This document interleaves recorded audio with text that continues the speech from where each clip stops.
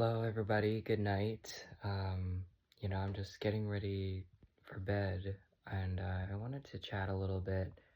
There might be some codes that come through. Um, I wanted to talk about angels because I'm going to be talking a lot more about angels in the coming weeks, as well as longer than that. I think there's a lot here to explore and to teach about angels. What I love about angels is they work with signs more than any other guide. Okay, so a lot of spirits, it's really helpful to have a medium or a channel, to really communicate their dialogue, right? Or interpret their vibrational message, right? Whereas the angels love signs, and they're very swift and they're very quick. Okay, um, and that's just one of my favorite things about them is, if you don't need to go looking for them, they will find you. If there's a message that they have for you, they will find you. They will find you in the most opportune moment, the moment where you're most aligned, and they work through initiative. So we have to ask them to come in. And when they do come in, say thank you. It's not about praise, okay? The gratitude and saying thank you creates space for them to come more in, okay? It opens that channel up even more and invites your conscious awareness to open up to accept their presence and their message more and more in your life, okay? There's so many different types, right? We all have at least one angel designated for us, One of my angels, Dave, is with me, and he's been with me since day one, and he's right here. And, the angels, they work. I always, for me, it starts with the twinkles, and then I'll start seeing the silhouettes, and then I can just see them very clearly.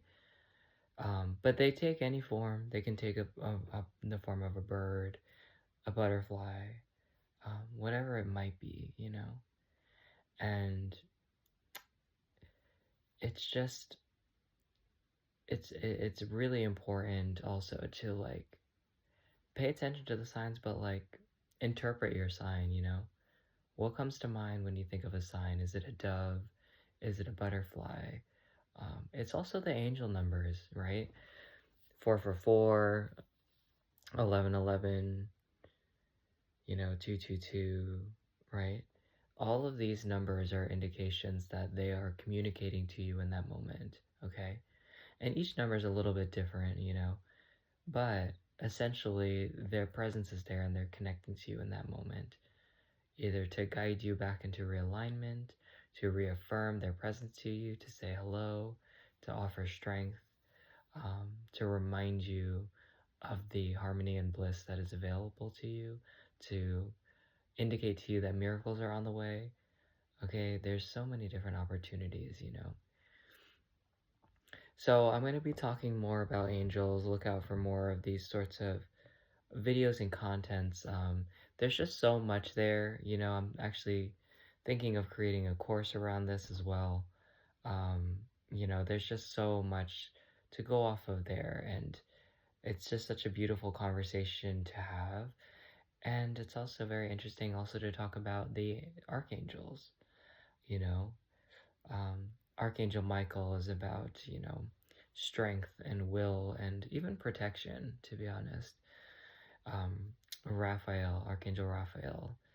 I love Michael and Raphael so much. Raphael is more about healing, right? And comes with that green energy. And Archangel Michael is that blue energy, okay? So call on Raphael when you need healing, and they will guide you, to the right people in the right moments who are, the people that are emotionally available for you, to connect to, especially during hard times or difficult times. You'll be surprised the different little messages that will come to you, not just from them. They will use people as well. You'll get a spontaneous message from somebody. And that's why it's always important to listen to your intuition. I can always tune in, and I think all of us can in some level. All our instincts will always let us know.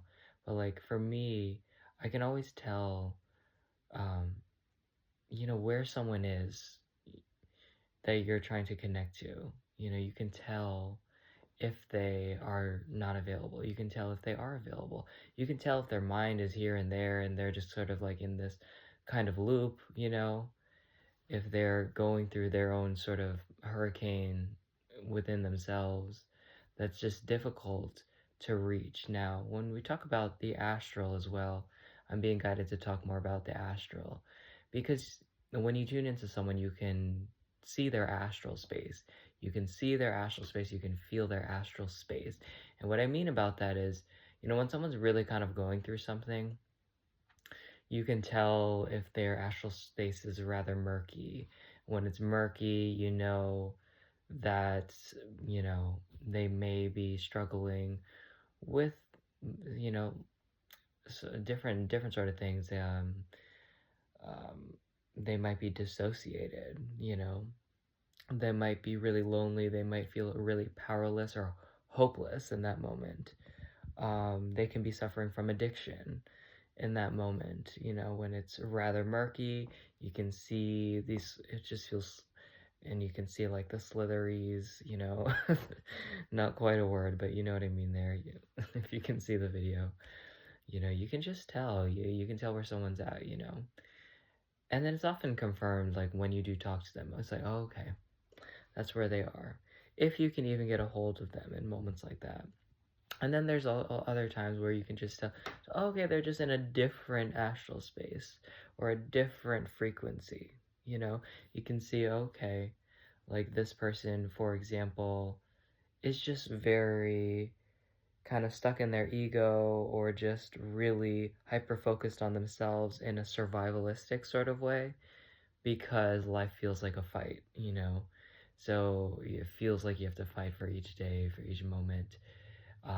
And it's difficult for them to sort of offer um, presence to you in that moment. So you'll be aware through your intuition, okay, they're in a different astral space, which means they won't be able to meet me where I am at in this moment, you know?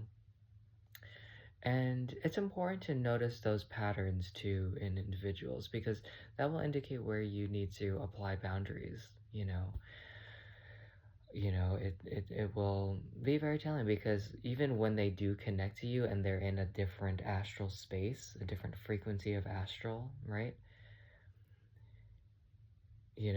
If they might say all the right words, but you're not going to feel it and you're not going to feel them. And it's an energetic thing that occurs, when someone offers connection and love and vulnerability. You can tell when they are in the same space as you, whether they're across the world or not, they're in the same astral space as you when they connect, you know.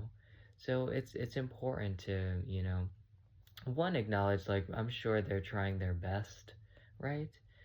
However, I know that this is not what I need in this moment, and it can leave you feeling quite lonely, you know? And you want to be aware of that just so you're not perpetuating relationships and themes, that reflect that sort of confusion of, okay, I hear you saying you're here for me, but I don't actually feel like you're here for me, you know? And again, that can usually is just about what's going on within themselves. Sometimes people just don't want you around, and that in their astral, you will know. You'll just kind of feel that hand up, that big hand up, and you will feel blocked. And it's because they're not welcoming you and they're making a conscious intention to keep you away. And it's important to just become aware of, individuals' astral spaces, Um, and when I say astral spaces, right, it's just tuning in to their energy and when you can kind of feel like, is this person available to me right now? I feel like there's something going on here. Trust your intuition.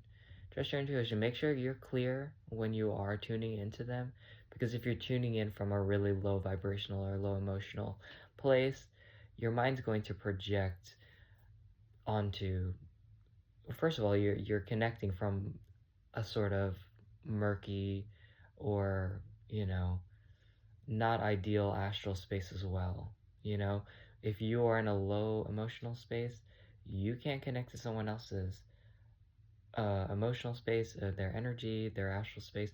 You have to make sure that you're very clear when you're doing this. But it's important because you don't want to perpetuate relationships that are not really consistent in the way that you need. It's not that that person needs to be out of your life. It's just, okay, it's great. Now, thank you for that information. I know that I need a boundary up here, and putting that boundary up and having that conscious awareness all of a sudden opens up the vibrational potential to become a match to people who are available for you and do want to connect with you as much as you want to connect with them, you know?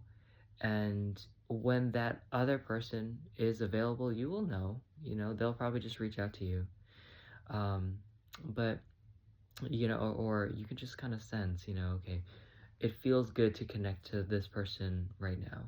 But you have to trust yourself, and don't gaslight yourself around this stuff, Trust your instincts.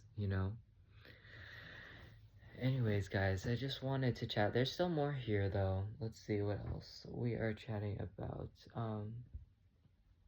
I see connection. Yeah, and establishing boundaries, establishing solid relationships. It really comes from, again, not second guessing your own intuition, not thinking you are crazy for feeling what you're feeling. But again, am I in a high vibrational space when I am picking this up? If not, don't listen to that just yet, take it into consideration, but wait till you're clear headed, clear hearted, and able to just see clearly. And from there, you'll be able to know, okay, this is what needs to be done here. But you don't want to extend your energy into a space that is not available for you emotionally, because that can create what we call bleeds in the boundaries, in the energy field, okay? Um, and that's just going to deplete your energy. It's not going to leave you in a very healthy emotional space, okay? So this is really important, especially during times when you are looking for support in your life. You want to know where the people are that are actually available, that are actually here for you. And, you know,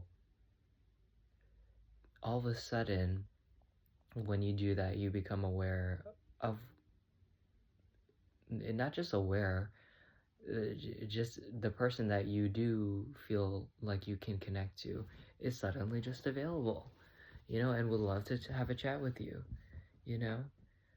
So it's important just to become aware of that and just trust your guidance, trust your intuition, and it will help you formulate, really strong, lasting connections in life. Um, Bonds are different from just a connection.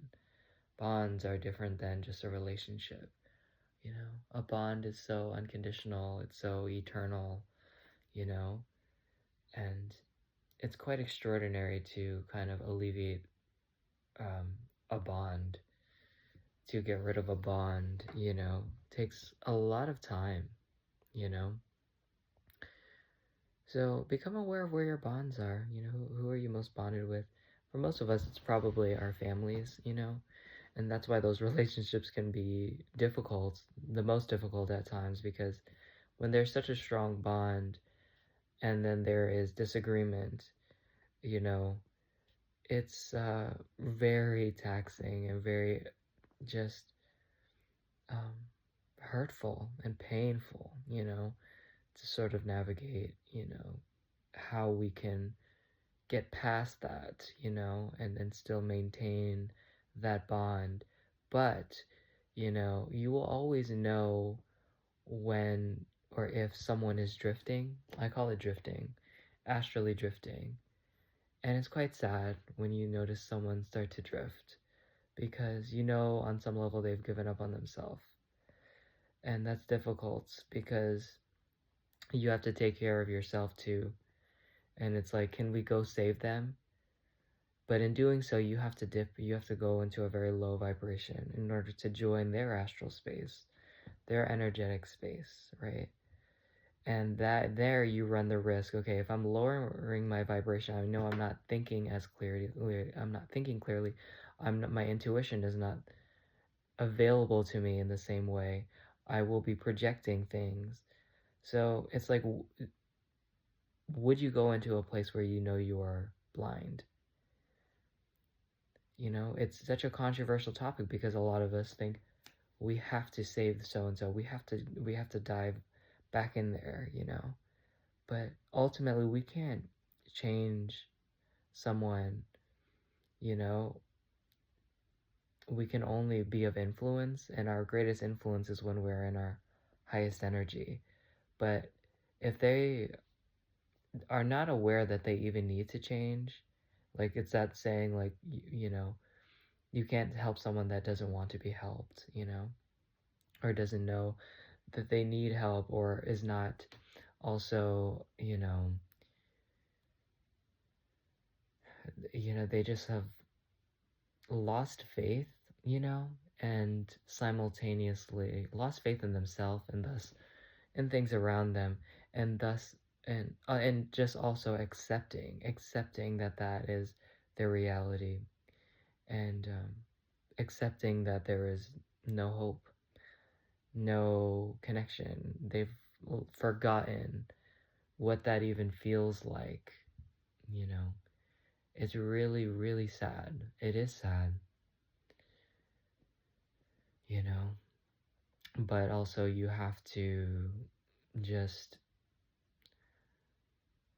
and that's the thing too. When they're in that lower vibration, they'll never understand this point of view. They will never understand it, and it's not your job to make them understand it. All you can do is stay in your light, shine your light, and they will join you or they will not. And when they join you, you can help them because they've joined you in your light. So now it's like, oh, so I'm gonna help you maintain this light. You're in this field now. And that is the key about, all healing work with other people, okay? That's the most important thing, is understanding you can, the greatest influence that you have to help another person heal is by maintaining your light and having them join your light, influencing them into your light through you shining your light, okay? Shine that flashlight. Come this way, come this way, come this way. Okay, now I can help you because now you are receptive. Now you can hear. Now you can see. Now you can feel. Now you can know, you know? And, yeah. Yeah, it's always sad. It's always sad to see someone who's drifting because they're just out of reach. And there's nothing really that you can do without, one, hurting yourself. And a lot of people, what's so controversial about that is like, a lot of people would be like, it's worth hurting yourself to dive back in there. It's worth it. They are worth it. It's not worth it if it's not going to do anything for them. It's not worth it if you diving back in there is saying, I see your ship is sinking, I'm going to sink with you. Because the reality is that when you're in a lower frequency, you are not going to perceive your higher knowing. You're not going to perceive clarity of thought. So you're abandoning clarity of thought to join someone in their lack of clarity of thought. The only time it's okay to go in there is when you're maintaining your light. But vibrationally speaking, when you go in there with your light and with your high frequency, they're gonna have this attitude of, yada yada yada, blah blah blah. Okay, they're gonna be like, okay, just like rolling their eyes into themselves. Maybe they'll be like, yes, but you can just tell there's nothing there. It's a deadlock. There's just so much resistance because they're not joined in the same frequency as you. So they're going to resist you. They may even start resenting you, you know. But it's important. Like, if you're not speaking clearly, and recognize like when you're in your power. Recognize when you speak from your light, when you think the most clearly, and then ask yourself, do I speak like this and think like this in the presence of that individual or those people, right? Even if it's your own family, you have to confront this, you know? Is this okay in the presence of them? What is their reaction to it? Are they in resistance to it? You know? That's how you know.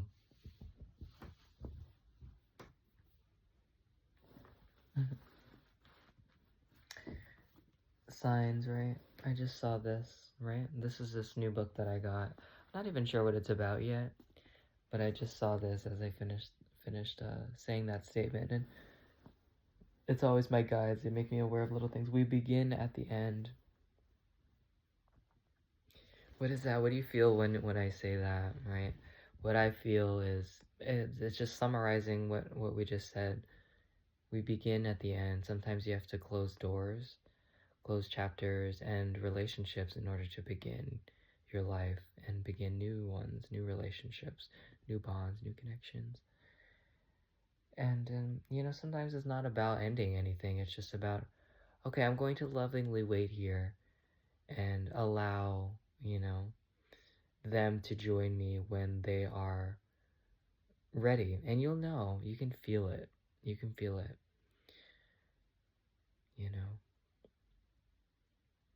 because a bond is forever. Even if it ends, it's like those moments were real.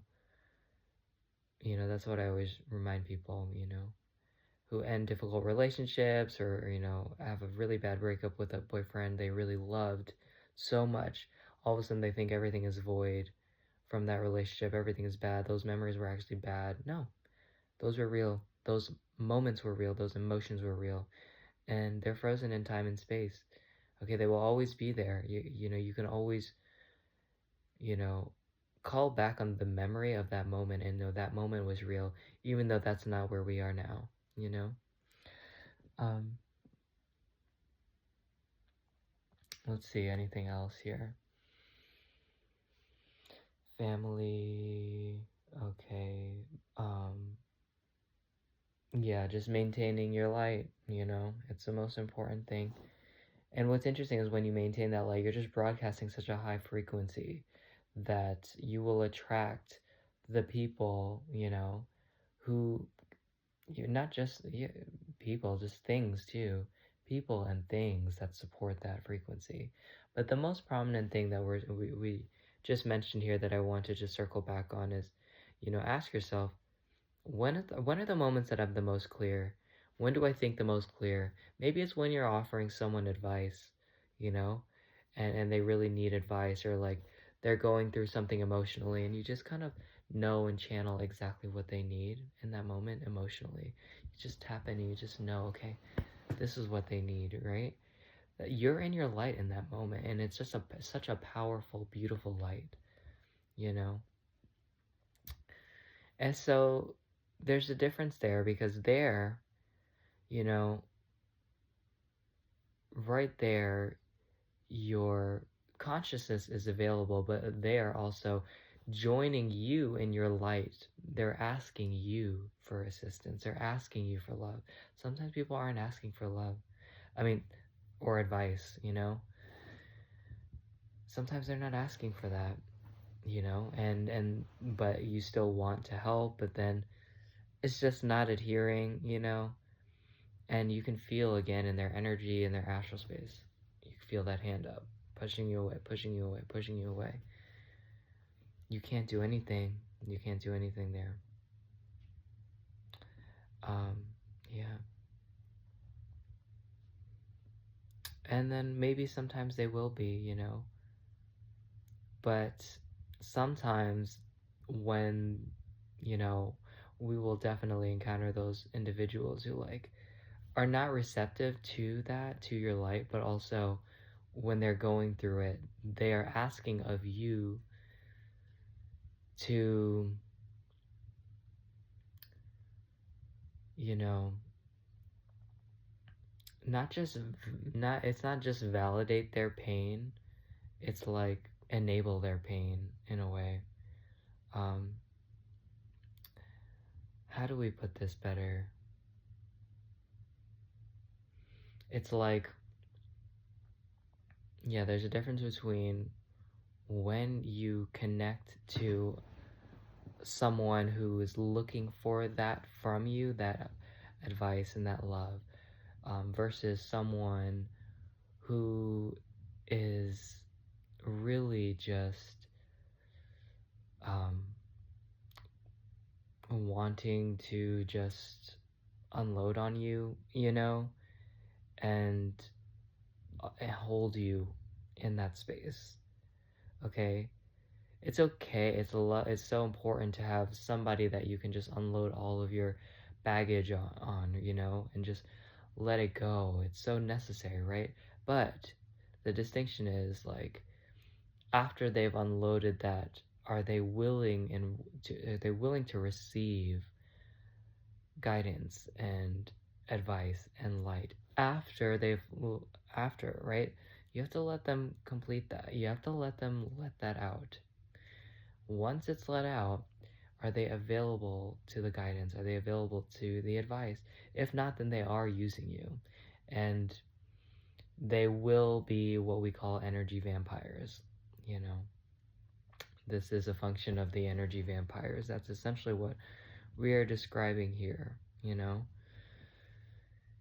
Okay, I think that's all that we have for now. This was just some messages from Spirit for you guys. Again, I think one of the most important messages there is identify the places where you are the most clear, where you are the most emotionally um, just intuitive, and there's just so much clarity of thought and just, you know, just everything is flowing, you know, and you know you're in a high vibrational space, and you know you're channeling spirit, right? Okay, where that flows is the direction you need to go. Okay, that is where you need to be. Like, I feel that so clearly when I talk with you guys, you know. And then there are spaces and times with certain people that sometimes it is available, you know. It is there, you know. But sometimes it's not, you know, and you have to just kind of honor that.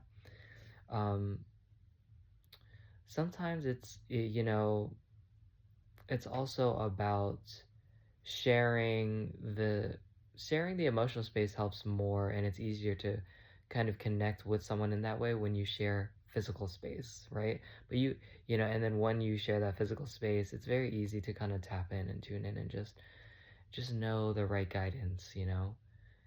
Physical space, you know, it's just the divine is so much more palpable when you're both connecting, you know, connecting to each other but connecting to the divine, you know. um, but it's important to be aware, okay, sometimes people don't want that physical, share that physical space, but they still want advice, you know. That is where it gets tricky, okay, because that is sort of that energy vampire sort of thing. You know, they want space, but they still want energy from you, okay? That is a huge distinction here. So follow the people and things and just be in the spaces that promote your consciousness flowing. Okay, that is the healthiest boundary you can create, and that opens up a channel that will just invite so much more authentic love and connection, okay? Or it will involuntarily repair, relationships. Just when, sometimes what a relationship needs is for you to pull back and be in your higher consciousness. And then just the sight of that makes, these people more aware, that they can connect more with you. You can experience that with families, friends, partners, you know, versus when you're just leaning in to their dysfunction, thinking that that is you being there for them, and in actuality you're enabling that, enabling them, and then um, not having access to your intuition around them. you know you have to return to your own intuition, your own space, your own light, and sometimes that's the influence that you need to have them return. It's important. It's important, an important conversation about relationships. Anyways, guys, sending you all so much love. Have a great night. Tune into the guide. Tune into the angels. Hi, angels. Hello, angels. Look out for the numbers. Tell me what your sign is. You know, what's your sign? The first thing that comes to mind. It might be, it's also numbers, and they can be diverse. Angels can be diverse with numbers, but it's best to ask for like a clear sign. And I will expand more on this, but maybe it's an elephant, maybe it is like a hummingbird, But most of the time, they will come through those numbers, right? 444, 111, 333, okay, 555. They come through a lot, and I know you guys get these numbers. Don't take it for granted. Angels, I will, when I know they're coming in, because they really are formless beings. They're just light, pure light, you know. They're the heartbeat of God, right? The heartbeat of Source, heartbeat of the universe, right? So, as long as you're connecting to them, you're connected to the Source, right? So, sometimes like little kind of glimmers of light in the corner of your eye, sometimes sparks, sparks, sparks, sparks. That's when I know they're coming in, tingling in your body or one part of your body, and then they can apparate too. You'll just see a concentration of that sort of light in a particular part of the room. You will feel their presence. They're just very peaceful and calm and,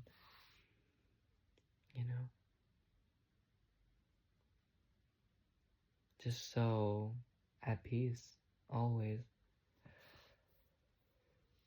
And it's so beautiful because these are eternal beings, Angels were not humans. There are some angels, people that pass on that can become angels. But for the most part, they're just non-physical beings here to aid and assist humanity into healing and awakening and consciousness, and love and harmony. Okay. So find your angels. Call them in right now. Angels, I ask you to come in. I ask you to guide me, guide my heart, guide my vision, guide my thoughts, guide my actions. I ask you to support all my loved ones and all of my friends, and just be guidance of light for us all, and to restore any space of darkness to light. Okay? Enter where you are needed most. We allow you into the chamber of our own hearts, of our own being, of our minds, of our spirits, illuminate us and align us with your vision for us. Thank you, and so it is. Thank you, thank you, thank you.